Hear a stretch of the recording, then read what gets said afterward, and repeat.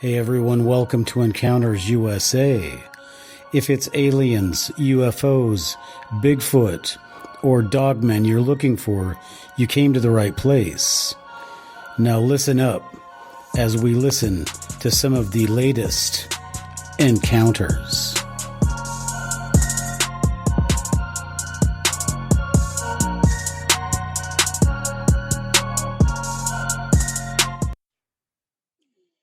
Hello everyone and welcome to Encounters USA. We're in the middle of a series on U.S. hotspots, specifically the Hudson Valley in New York State. Today, however, we are going to break from our regular programming, as they say, and talk about a subject that is as relevant to the Hudson Valley story and is the whole reason for Encounters USA in the first place. Now, let me just ask you a question. If somebody came to you that you didn't know and said, I worked on UFOs. Not only did I see a UFO, but I worked on UFOs. I know how they work. I can tell you how they work. Now, what would be your first reaction? Well, that is what the subject of this podcast is about. And it's also about a book that I wrote, and it is about how we are conditioned by the government to think certain ways and to look for certain things that the government puts out so that we never really ask the right questions. So if somebody comes to you and says, I worked on UFOs, the first question you're going to ask is, how credible is this story? And you're not going to automatically come out and call this person a liar. I mean, depending on the person, the history of the person, et cetera, et cetera. But the first thing you're going to have to do is you're going to have to look into this person. So if the first impressions you get from the person cause you some doubt, of course, you are going to look a little bit deeper. And so this very same thing happened to a reporter in Las Vegas in the 1980s, when a young scientist came to him and told him this wild story of how he was working on UFOs. Now, being a young reporter, he didn't do what a lot of us would do, and that is, thanks to the conditioning of our government and the media, is just to write this person off as a lunatic because we don't have the investigative resources to check the guy's account out. So according to what we have been taught to do, and part of a skeptical process and part of a thought process that keeps us from asking legitimate questions and looking at legitimate proof and coming to our own conclusions, most people wait for the government to come out and tell them what the truth is. So before we continue, I just want to explain to you why this podcast and why the Bob Lazar story is so important. Now, it's not only important for Bob Lazar and the UFO community, but it is also important because the thing that happened to Bob Lazar is the same thing that happens to almost every person that comes forward that has an encounter with an UFO, maybe with an alien, maybe an abduction, maybe they've seen a Bigfoot, a dogman, et cetera, et cetera. If the government says it doesn't exist, then there are certain things that happen, and those things we're going to talk about today because the things are always the same. So if the government doesn't tell you it's true, then the minute you come out and say something that does not agree with the government story, then, as we know, you're going to be in a little bit of trouble. Now, unfortunately, in our day and age, what the government says is most often not true. And unfortunately, most of the things that the government says that are true, in fact, our whole version of truth, is decided in corporate boardrooms, in back rooms of government offices, and in the fake media in editorial rooms. And that is where our truth is decided. And don't let me forget the intelligence in back rooms in the intelligence agencies. So all of these things make up their version of truth, and they try to sell it to the American people. And as I said, their version of truth is very often not the truth at all. But anybody who comes forward and disagrees with them, as we see, is going to be attacked. So if you'd like to know more about how it came to be this way, how we came to be taken over by what is essentially the intelligence communities and the corporations, then you should read my book, Deceptions of the Ages, Mormons, Freemasons, and Extraterrestrials. But for right now, that's not really the topic of this discussion. The topic of this discussion is Bob Lazar and his incredible story and how the public was brainwashed into reacting to it. So before we go any farther, let me just say this before, because I don't want to go down the same road as every other person that has talked about this story. I am not going to muddy the water with the fact of whether or not Bob is credible. All right. I'm just going to tell you the story of Bob. I'm going to tell you the story of the recently released Bob Lazar movie. And I'm going to tell you why what happened to Bob Lazar is so important to each of us. And none of these things have been talked about when it comes to Bob Lazar. Now, the first thing that we need to get out, make clear, is that Bob Lazar is a man who says that he worked on UFOs at Area 51. Now, the question is, if somebody came to you and said that, then you would have a reaction to it. Now, if it's somebody that you didn't know, then you would have a certain reaction. If it was somebody you did know, then you would base your judgment upon how credible this person was. And if this is somebody you knew for a long time and you never knew them to be deceptive and that they fit the characteristics of somebody who could work at a place like Area 51, and there are a lot of things that go into getting a job at a place like Area 51, which we're going to talk about. But if a person came to you and said that, then you would make your judgment, and you would make a judgment a lot faster if this was a person you were familiar with. But most people are not familiar with Bob Lazar, and although most people are familiar with his story, most people never got to the point of ever asking, what about these UFOs that he saw? Now, if you were one of these people that came forward or not came forward, but said, wait a minute, what about what he's saying? Let's hear about what his story is. He's got some really good information about how these propulsion systems work because he says he worked on them. And let's listen to what he says and let's see if his story is just absolutely fantastical. And let's make our judgment from that. But again, this never happened. It didn't happen with anybody except for a small group of people who, if they came out and said that, were immediately labeled UFO conspiracy theorists. And again, go back into my book to understand where the term conspiracy theorist came from.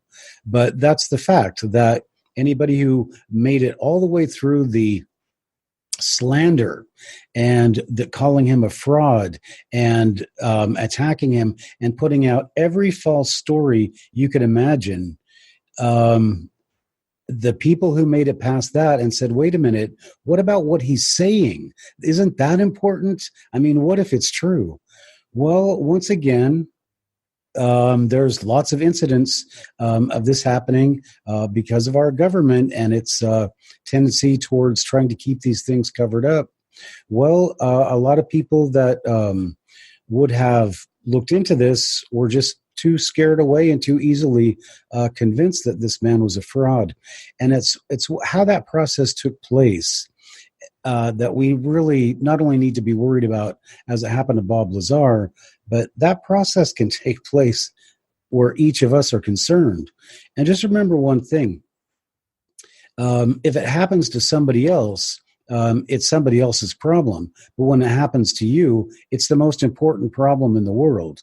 But to everybody else, you're just somebody else's problem. So until we get past that line of thinking, people like Bob Lazar and other people who are seeking the truth to things like alien, dogman, and UFOs are never going to get anywhere. All right, so why are we talking about Bob Lazar today? We're talking about Bob Lazar today because Bob Lazar was the subject of this new movie that came out. I believe it was I'm not sure if it was 2019 or 2018. I want to say 2018, but it came out recently, and I've not had a chance to talk about it, but Bob Lazar's encounter is one of the greatest encounters in the history of mankind that we know of. So that is why it's on Encounters USA. And the fact that I'm doing it now in front of in between my series of Hotspots series is because it is so relative to this hotspot question, especially in the Hudson Valley, which, as we saw in the last podcast, J. Allen Hynek wrote a book about the Hudson Valley, the guy who headed Project Blue Book to talk about UFOs. And that doesn't establish the fact that there are really UFOs. Isn't that disclosure? Well, let's just go ahead and move forward, as they say, and let's look into this question. So this is what we need to talk about first of all, we need to establish a timeline, because there's a bunch of ways to approach this, but the best way to approach this is let's just look at the timeline of what happened according to, the popular media. Everybody who was watching this story back in the 1980s, I think it broke in 1989.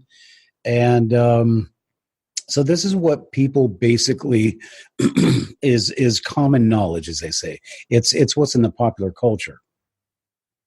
All right, so the first thing that we want to establish is that Bob Lazar is a scientist, and he has a history of working in different places that qualify him to be a friend of, according to Bob Lazar, and I'm sorry if I'm wrong, but I think he is a friend of Edward Teller of the atomic bomb project. And of course, Edward Teller, if it's the right person, it was a very important person on the Manhattan Project.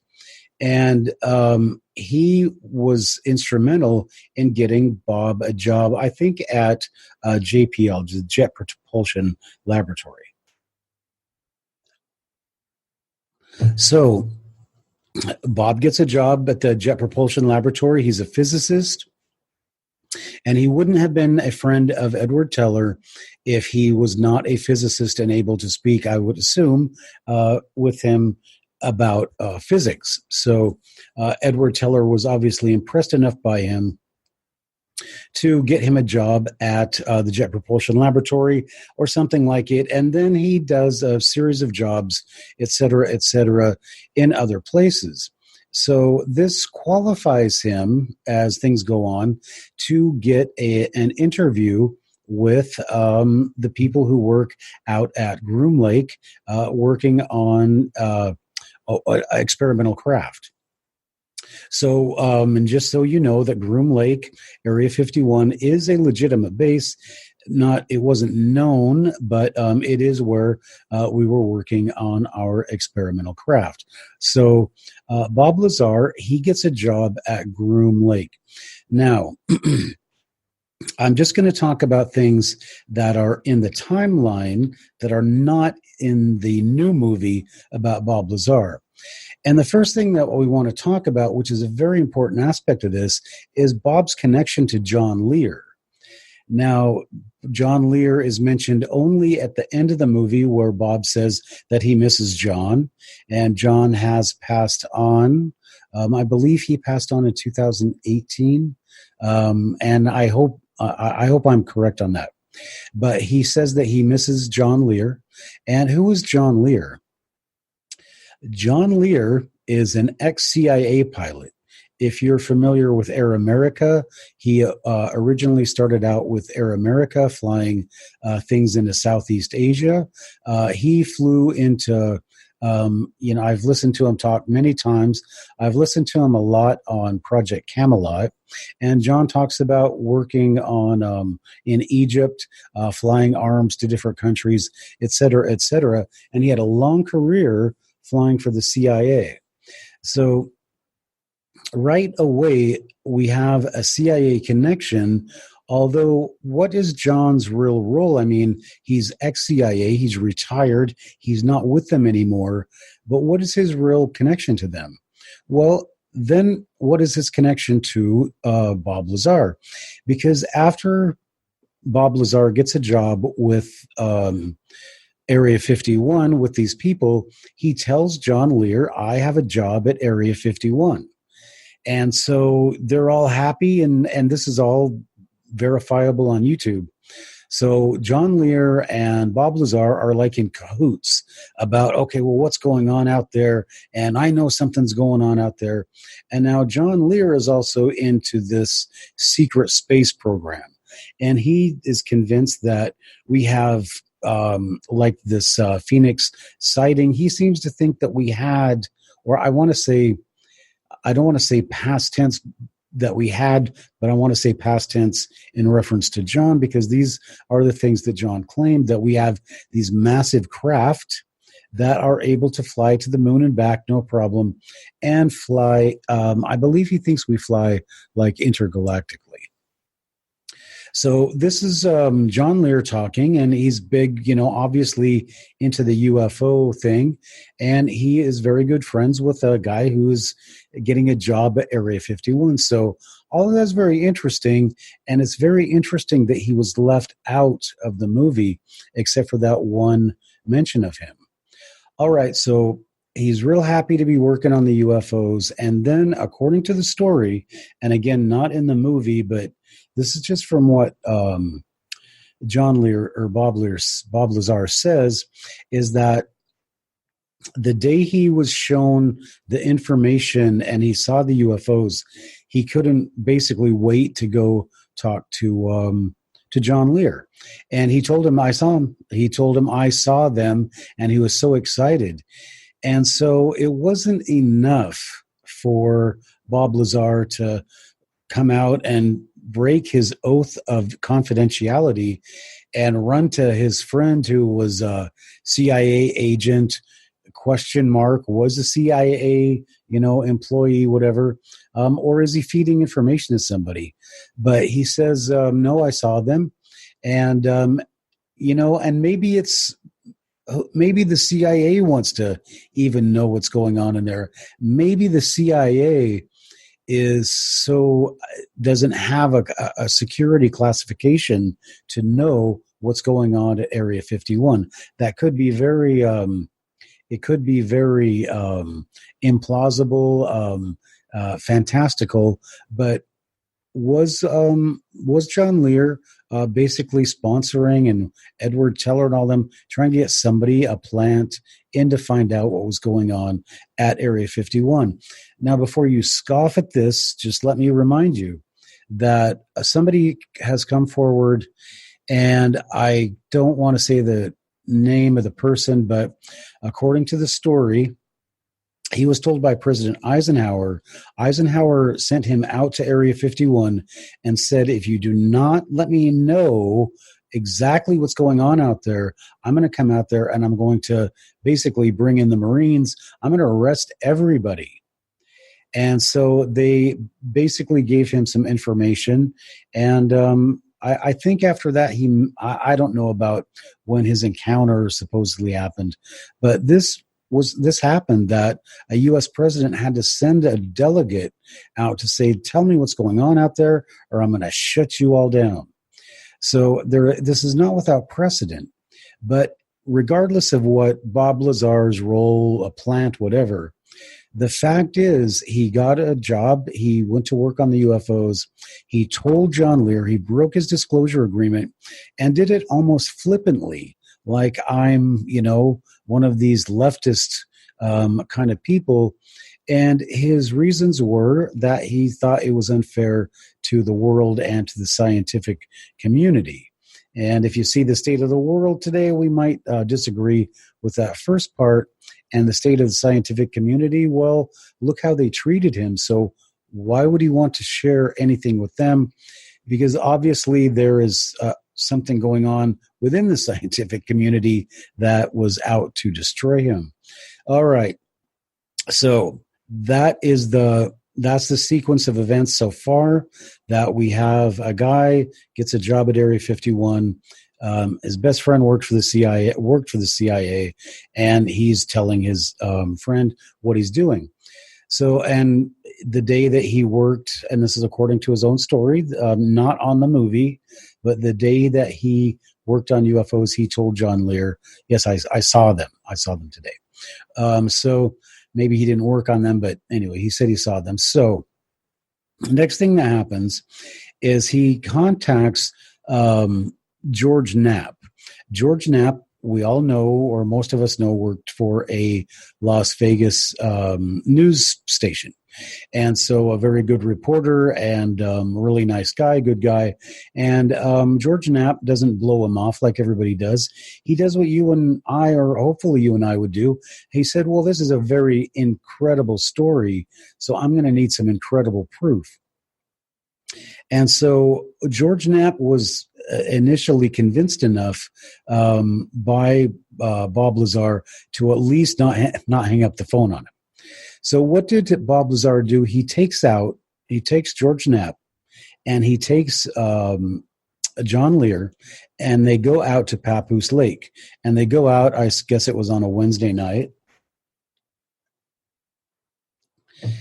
And lo and behold, at the time that Bob Lazar says, I think it was 11 o'clock, the UFOs start showing up, flying over this mountain. And so they're just aghast that he would know exactly when these craft are going to come over and start doing all these amazing maneuvers, and right on the money. Well, lo and behold, it wasn't very long before the police showed up. And the police, of course, asked them for identification. And when they ran Bob Lazar's ID, well, guess what? He came up as an employee at Area 51. So now Bob Lazar is in a lot of hot water. But he had taken a television reporter out who did a story on Bob Lazar. Otherwise, Bob Lazar, the questions that I have initially are, he signed a confidentiality agreement, and most of these agreements involve prison time. So I would have to ask why he was not, put in prison for what he did. But maybe it was just because he was smart enough to get a very credible reporter to announce his story. Well, obviously, Bob Lazar loses his job, but that's not it, because he is constantly threatened, and he is shot at, and basically his life is destroyed. But the most important thing that we need to worry about here is, because this has happened to many people who have come forward. First of all, they're called a fraud by the government, right? And the next, they're crazy, right? And then the government says that, they give their account of the encounter. It was a bear, it was a, swamp gas, whatever. And it is the people who say, no, it wasn't. Well, they get the visits, right? This is where we get these visits from these government agents. And sometimes they're like men in black, who knows what they are. But the visits come when you try to go against the government's official story, when the government is lying to everyone. All right. So all these things happen to Bob Lazar, but Bob Lazar has not said that I saw a UFO flying over the trees out by my house. Bob Lazar is making a really incredible claim, and that is that he has actually worked on a UFO at a secret government installation. So immediately what happened was there was a worldwide frenzy, and this is according to George Knapp, and this is on the movie, but it was everywhere. It was in, they did a special in Japan. It was all over the world in no time. And suddenly Bob Lazar was a worldwide household name, right? But Bob Lazar is the counter intelligence, the counter information soon followed. The information followed. Bob Lazar is a fraud. Bob Lazar has there's no evidence that Bob Lazar did any of the things that he said he did. Now, let's just stop for a second and reaffirm and make sure we understand that you can't get your foot in the door of Area 51 without, number one, even as a janitor, without an extensive background clearance, but to get a job working, as he said, with the propulsion system, that would require a massive or extensive education. And so how did Bob Lazar manage to get into Area 51 at all without this education? But the first thing that comes out is that Bob Lazar didn't have an education. He says he went to MIT, but his records disappeared. He said he worked at the Jet Propulsion Laboratory. His records disappeared. Bob Lazar produced pay stubs from Area 51. He worked for the Navy. It shows his pay. He produced, there was a newspaper by I keep saying the Jet Propulsion Laboratory, and I hope I'm right on that, but they did a story, front page, a story where he's talking about the rocket car that he designed, or a jet car he designed using a jet engine, which he did as like he was in high school. Or he had a jet bike or something. So he's this really amazing scientist. And, he obviously got a job in Area 51, but suddenly there's no record of him anywhere. And this is before, the internet. This is before Google. There's no record of him having graduated from MIT, attending MIT, or Cal Poly, something, all these places. But all these different people came forward and said, yes, he did. He did. I knew him from there. So, but in the eyes of the public, none of that mattered, because what mattered was that he was a fraud. And the public just kept being told he's a fraud, he's a fraud, he's a fraud. Now, in order to, he's not, let me just also stop for a minute and say, what would be his motivations for doing this? And the first thing would be, of course, to get money, and so you come forward and you sell a bunch of books, et cetera, et cetera. But Bob didn't come out and write a book. He went to the television stations and said, look, you write the book, you tell the story, but we've got UFOs and I want somebody to talk about this. I want the public to know about this. So that wasn't really a way to make a lot of money. The way to make a lot of money is to write this exclusive book about it. But he didn't do that. So the only thing that he inherited from his exploits was he got a lot of fame, but he didn't get very much out of it as far as money went. So, and if you claim to be an employee of a secret government installation and you're a liar, why would you come out and say that expecting to get money from it? So there's that. All right. So the only thing that I can come up with, in my opinion, doesn't matter, but there's certain things that have to be true. Number one is he's a fraud, and why he did it was to get money. Well, he didn't get money. Number two is he says that what he says is true, and he did it to get money, and he still didn't get money. And the third one is that what he did because it's true and because he wanted people to actually know. And that's what I think a lot of people have come to the conclusion, that he just wanted people to know, because throughout every conversation he has, he says it again and again. I just wanted people to know. But people are so how they are. It is so much easier to just tear somebody down than to keep your mouth shut and listen to what they have to say and try to understand where they're coming from. If they're a fraud, they're a fraud. But if there's no proof to that effect, then something else must be true. So next thing that happens to Bob, and let's get back onto the chronology of events here, and I hope you understand, there had to be whatever you think is the motivation for Bob. Well, that's the truth, because that's your truth. But as far as what Bob seems to be conveying to people is that I just really wanted people to know. So a few years later, I think this was in the 90s, Bob is arrested, and he is arrested for what? Pandering. And as George Knapp says, it's not something that anybody is hardly ever charged with. They were going to send him to prison. And what pandering was apparently they were going to set up like a house of ill repute somewhere. And he had gotten involved somehow with it. And he thought it was, I guess, kind of amusing. So according to, this is all in the movie with, the new movie,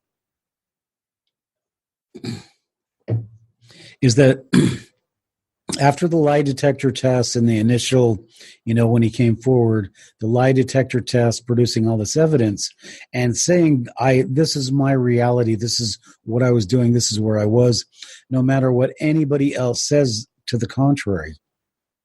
So he's charged with pandering. And they ask him, okay, well, what is your background? What is your history? And he tells them. And of course, they can't find any information. The court system cannot find any information.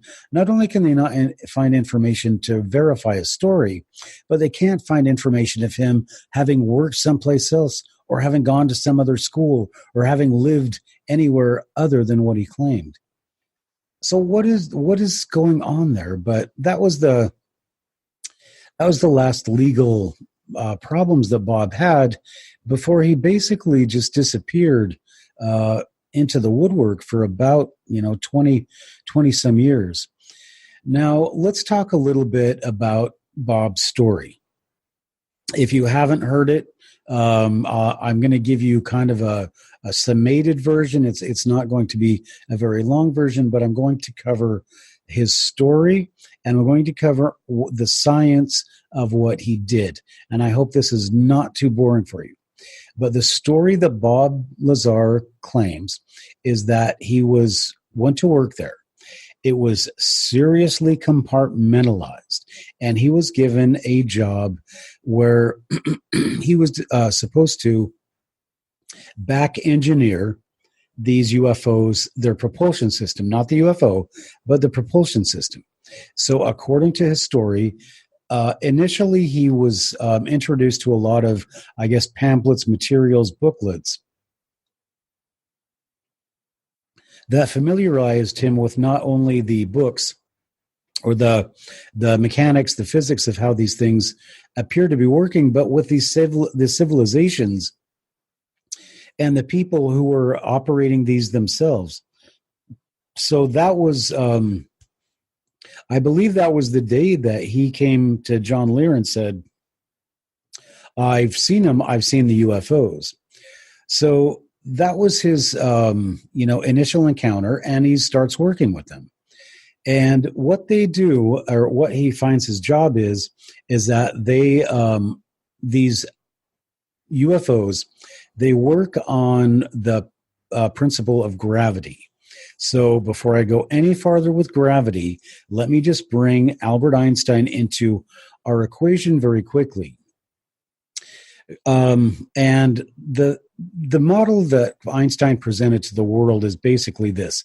If you look at the Earth out in space, right, and you were to put lines of force around it like a grid, wherever the Earth is, those lines will join together. Where it's farther apart, the lines are farther apart, but that gravity condenses things, right?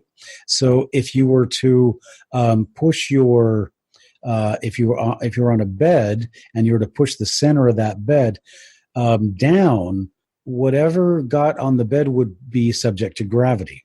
And so when you're out in space, you are subject to those same rules. Of somebody pushing that bed down, you're going to start falling down, right? So think about that principle of gravity. Gravity is simply the idea of falling down towards a mass, right? And this is something that Galileo came up with back in the 1500s, so good for him. But the idea of gravity also is relevant to, and I haven't heard anybody say this on any of these UFO shows, but it's relevant to time, right? Because as they've shown, if you get farther away from the Earth with atomic clocks, the atomic clocks go slower. And this is what Einstein said. He said that time is basically relative and that we are moving through time at a certain speed, but as an object that is moving at closer to the speed of light is going to be moving through time much more slowly than we are. So that's why they call it the theory of relativity. It has nothing to do with his E equals mc squared, but it's the fact that your time occurs according to your traveling at the speed of light. And if you want an example, and you say, well, why is that important? We're not traveling at any speed of light. Well, just let me remind you that our galaxy travels around the Milky Way once every 200,000 years. And a lot of people don't understand this, but that means that the Earth and the galaxy and everything is flying through space so fast. 200,000 years is not a very long time. When the size of the galaxy, there are billions of stars in the galaxy. So in 200,000 years, we're moving all the way around and coming back to a certain point. We are just flying through space. And so that means we are moving at a certain speed relative to the speed of light, whereas another object in the middle part of the universe might not be moving so fast. So that is why gravity is important, because it has implications for time. And a lot of people don't talk about that, but I want you to understand that. So when Bob Lazar started to do his work on these, what he calls gravity amplifiers. Now, just think about that. If you can make gravity much larger, and this is what he says, going back to my analogy of the bed, is that when you can amplify the gravity in front of you, like the Earth's gravity is very weak, but just think if you can magnify that gravity to like the gravity of the sun. Just think if you could just think how fast that would pull you in, right? And how much force that would exert on you. So, and how far away that gravity would begin to exert a force on you, right? So all of those things are variables that have to do with the engines of these craft. Now, why is that important? Because if you can manipulate gravity again, you can manipulate time. So if a ship is able to suddenly disappear, it's not disappearing, it just is moving through time at a different speed. And I'm not going to go into any more than that because I do not have the sophistication to understand the physics of it. But they are basically moving in and out of the fourth dimension by being able to manipulate how they're traveling through time. And if you want to know more about that, then I have in my book, Deceptions of the Ages, I have a nice explanation about how light works and how gravity works. But and it's very simple. A child can understand it because I had to learn how to understand it. But it is very interesting, and that is the basis for how these UFOs work. And everything that Bob said was, I mean, what I'm saying to you now is known physics about gravity and about how, these are all things that science has established. So there's nothing new here. Now, what Bob basically said that, people didn't understand at the time, but that they understand now, is they're talking about this element 115. Now, I believe my atomic knowledge is not that great, but I believe that 113 and 114 are 113 is relatively stable, 114 is not very stable at all, and 115 is just an explosion. And they never had a way to stabilize this 115 element 115. But according to Bob Lazar, these UFOs had a wafer or a triangle, he says, that were used as fuel to manipulate the gravity. And if you have an atomic explosion in a jar just waiting to get out, and you can let that atomic explosion out at a slower pace. And I'm not talking about a Hiroshima or a hydrogen bomb explosion. I'm talking about creating a sun, the gravity of a sun. I'm talking about they're able to manipulate space so much that it sucks other space into it because it is so dense. So probably 10 billion times more energy than the sun, able to suck in space and take you from point A to point B, which I'll explain a little bit more in a second. But that's basically what we're talking about. We're talking about this much power in a little triangle, according to Bob Lazar. Now, has this stuff been proven? Yes, the 115, they have found that it is possible. We don't know how to do it yet, but it is possible to put this, genie, this atomic explosion in a jar, and to harness it. And so what Bob Lazar says is that when they manufacture the stuff, they do it in wafers, and then they cut it. So it sounds to me like they are able to use it for just a little portion of it, and then not go to the next, shut it off, use it at the next one. I don't know, possibly, but this stuff is so advanced. I mean, we are trying to apply our rudimentary, very tiny knowledge of physics to people who have been doing this stuff for, maybe billions of years, that, they've got a science and a technology that, we're like ants trying to compare our little ant pile with a modern city and how it works. So that's what Bob did, and that's what Bob said, and all the things that he said about this element 115, it all became knowledge, common knowledge. And his what he talked about the sport model became a popular model. In fact, one of the most popular models that the tester model company sold for a long time, if not ever.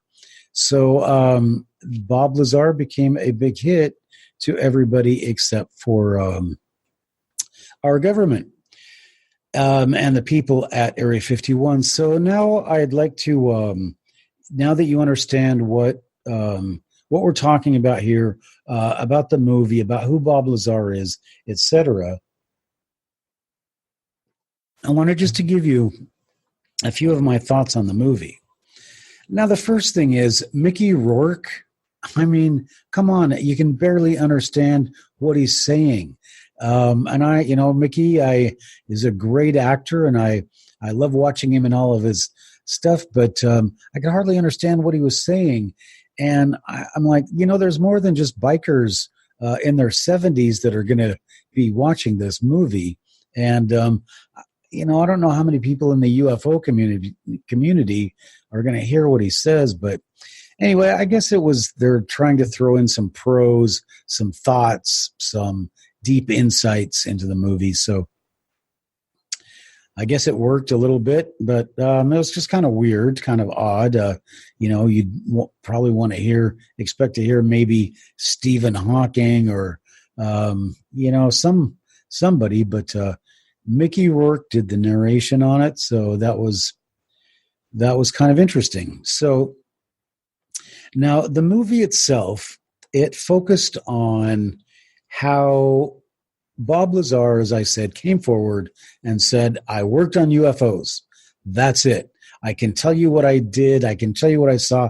I can prove everything that I have done. I can take lie detector tests. I can do all these things to establish my credibility. And still, nobody, I mean, a lot of people still call him an outright fraud. So, for wanting to disclose this information. So they talk about how Bob he's still involved in science. He's working on a home computer or atomic, I don't want to say that. He's working on some kind of home set or something for kids so they understand about physics and things like that.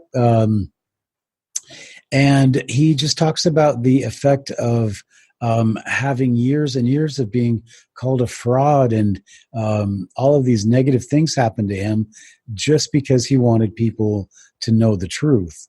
So it's really kind of a sad story, made more sad by Mickey Rourke's narration. And it's kind of leaves you in a depressed mode as to the things that happened to Bob. But not only that happened to Bob, but just basically that message that I tried to help people and look what they did to me. And is that really right for us to live in a society where we can expect and are almost, I guess, disappointed when that doesn't happen anymore, when somebody comes forward? So that's something that we need to think about. So those are my thoughts about the movie. And again, I thought it was very interesting that John Lear was not mentioned in the movie except at the end. And they completely left the part out about, Bob getting a job at Area 51 and then disclosing to John Lear what he was not supposed to disclose. And if John Lear is still working with somebody at the CIA or contacting somebody, he's passing that information on. So he could have got Bob Lazar in a lot of trouble anyway. But first of all, Bob Lazar broke his confidentiality agreement. So that is something that was not mentioned in the movie. And as I said, they only mentioned John Lear at the end of the movie, that Bob missed John. And there was no mention of him taking George Knapp and John Lear to Papoose Lake. And the reason that I think that this is important is because there's an element of Bob that is he's a I don't want to say a troublemaker, but there is an element to Bob that he's a rebel, that he has the idea that there are certain ways that things should be done and that it has to be Bob's way or it's ridiculous. And they had a lot of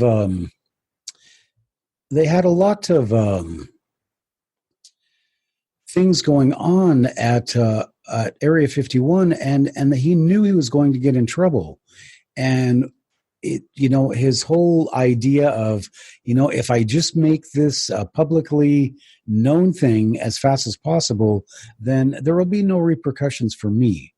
And I just don't know what the thought process was, but for him to be doing that, and another thing, well, it just kind of makes you look at Bob has maybe a questionable personality. And then you would, of course, well, we got to verify what he says. So, but there were some interesting things in that movie that I said, well, why isn't John Lear? Why doesn't he make a bigger presence here? The next thing that I think that Bob Lazar kind of did was um,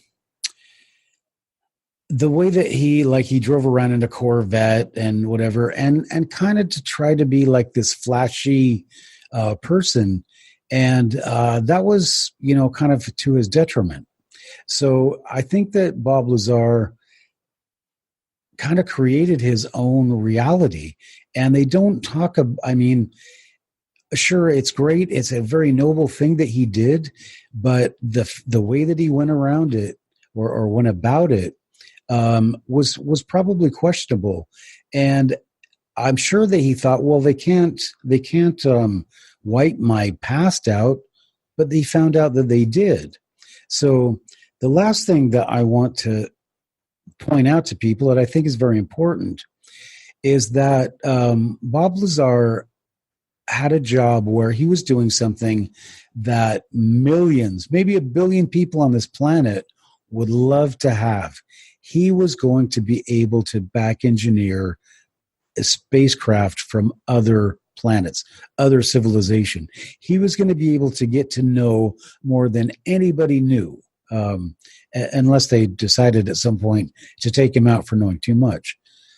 But Bob Lazar was going to have the dream job of working with other civilizations, craft, and who knows, maybe even with other civilizations. He had the opportunity to come to an understanding of our place in the universe, and maybe he would have encountered other beings. Maybe he would have come across other knowledge. Maybe he would have found other people that were sympathetic to him.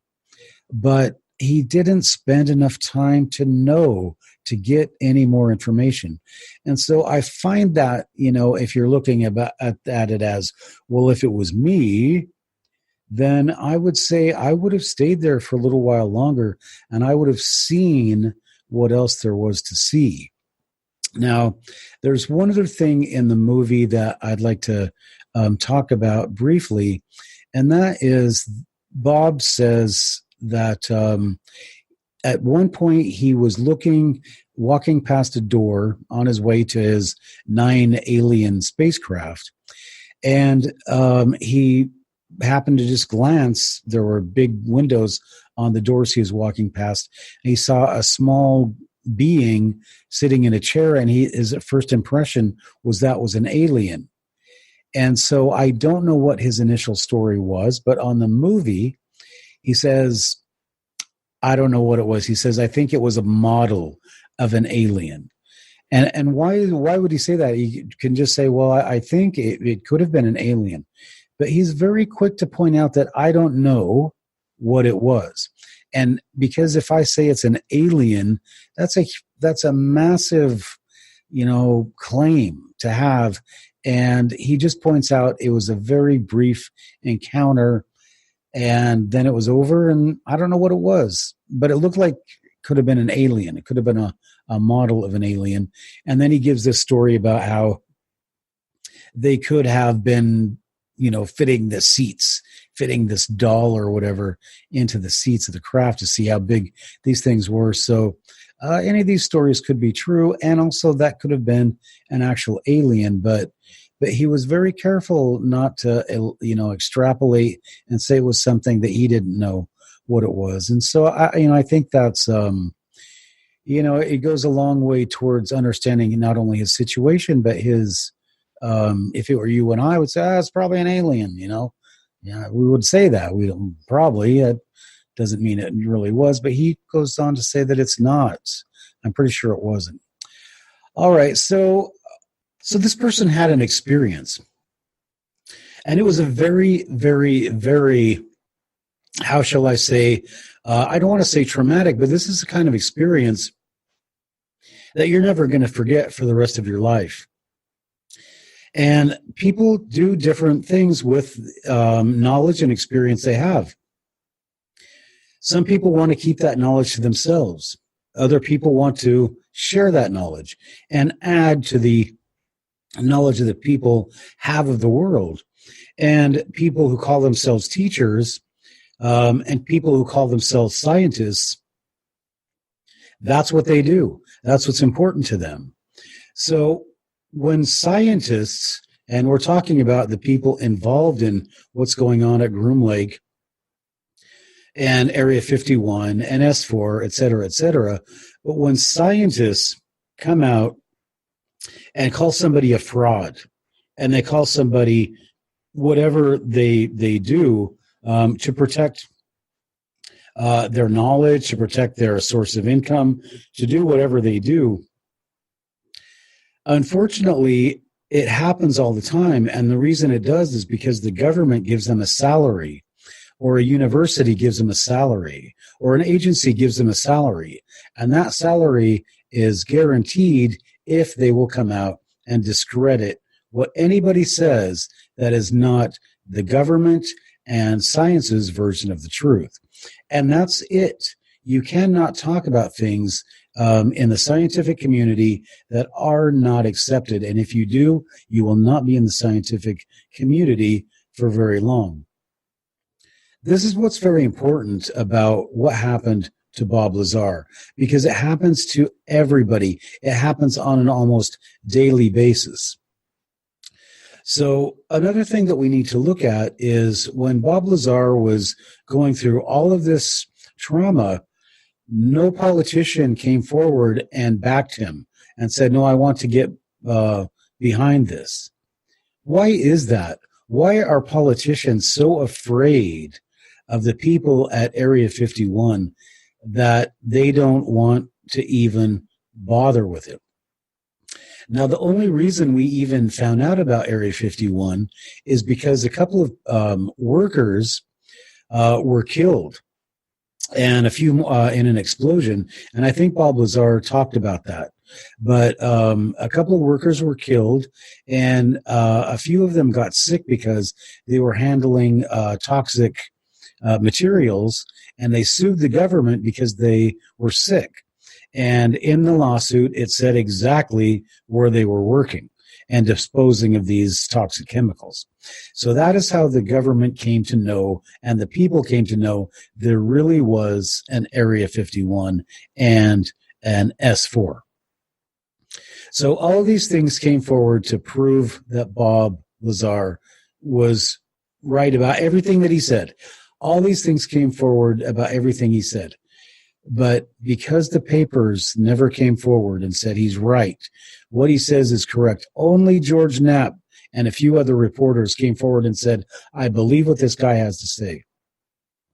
All the scientific community tried to destroy him. The government tried to destroy him, kill him in some cases, but you can kill somebody financially and it's the same thing. So all of these people tried their best to attack this man because he wanted to bring out more knowledge to the people. If that does not frighten you, then you do not deserve to live in a democracy where we depend on the guy next to us to tell us the truth. We depend on the politician and the government and the guy selling arms and the lawyer and the mayor. We expect them to tell the truth. And when we have a culture of lies and we expect to be lied to, then our society is not going to last anymore, or it's certainly not going to last very long. Now, there are some things that have changed since Bob Lazar has come forward. Bigfoot, UFOs, alien encounters, those have all become mainstream topics. And I want to say mainstream, but almost mainstream, because the litmus test is this. When you go to your job, your next job, the job you have now, do you want them to know that you saw Bigfoot? Do you want them to know that you filed a report with MUFON about a UFO you saw, outside of your house? Do you want to talk about something you heard in the woods while you were camping and it scared you to death because you've never heard anything like that? Do you want to tell them that you are involved with groups that believe these people exist or these things exist? Or do you want to just stay away from that? Because you know that based on how the government has conditioned people, and how the media has conditioned people to laugh about it and to make jokes about it. And the first thing you do is say, "Oh, one of those," right? And "Oh, a conspiracy theorist." Well, that's the easiest, most simple thing to do because there's no thinking involved.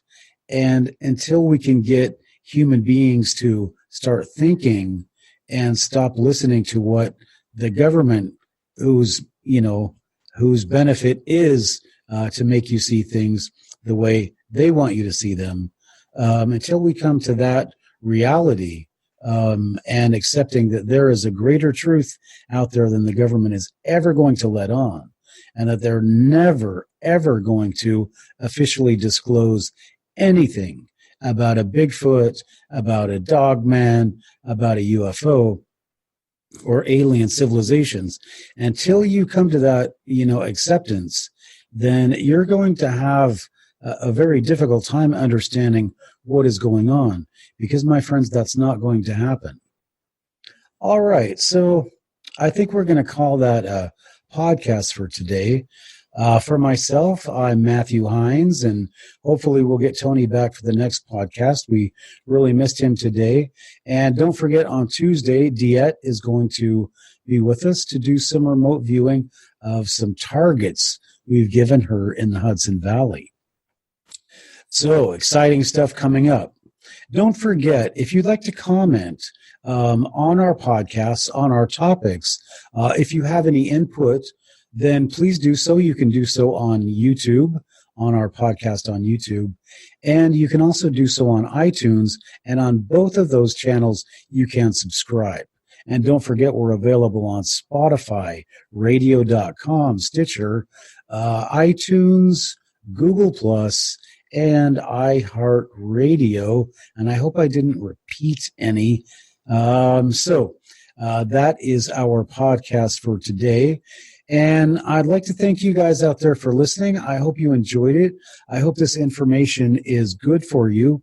And again, if you want to support the podcast, look for our subscribe on Patreon or on iTunes, or go ahead and look for us at patreon.com/hindsight, or check out one of my great books. I've written 7 of them, so check out hindsight.com. But if you want to know anything more about our future Encounters episodes, past Encounters episodes, or if you would like to come on the show and talk about an encounter that you had, we would sure love to have you. So contact us at encountersusa1@gmail.com. And with that, I think we're going to wrap up the show. So remember, friends, if you're out in the woods this summer, always watch your back. Thanks for listening to tonight's show. Please remember, if you've had an encounter, we want to hear about it. Go ahead and email us at encountersusa1@gmail.com, or contact us at encountersusa.com, our website, and go to the contact form. All right, everybody. Until next time, be careful out there. And if you're out in the woods, watch your back.